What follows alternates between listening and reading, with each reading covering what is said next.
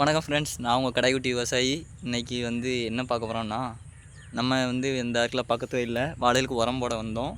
அப்படியே இந்த சைடு இந்த நஞ்சு வயலை பார்த்தோம். நமக்கு கொஞ்சம் ஒரு மாதிரி இருந்துச்சு வந்தோம். என்ன காரணம் அப்படின்னா, வீசுறதுல இப்போ நடுவையில் பல முறைகள் இருக்குது. முதல்லலாம் தொலி அடிச்சு ஆச்சு அப்படின்னா வயல் முக்கில் நாத்தாங்காலுக்கு கட்டி அதில் நெல்களை பரப்பி விதை நெல்களை பரப்பி நாற்று 21 நாள் வளர்ந்ததுக்கப்புறம் திரும்ப ரிட்டனு 2வது அடி தொலி அடித்து நடுவாங்க.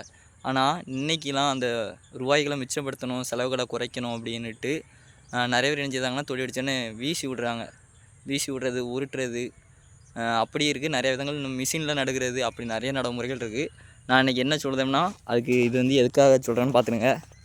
வீசுகிறாங்கல்லங்க பாருங்கள், இந்த வீசும்போது எவ்வளோ கேப் கிடக்கு பாருங்கள். ஏகப்பட்ட கேப் கிடக்கானுங்க. இங்கெல்லாம் ஃபுல்லாக நெல் நாற்றுகளே இல்லை, புரியுதா?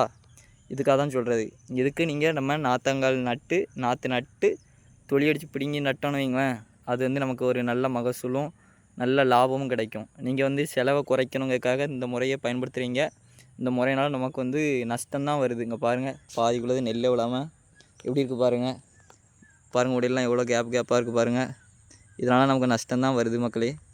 இதுக்கு தான் நம்ம பழைய முறைகளே அப்படியே பின்பற்றணும். நீங்கள் புதுசாக செலவுகளை குறைக்கணும் அப்படி இப்படி நீங்கள் இப்படி வீசும்போது உங்களுக்கு எவ்வளோ கேப் கிடக்கு, இது உங்களுக்கு நஷ்டம்தான் வரும் மக்களே.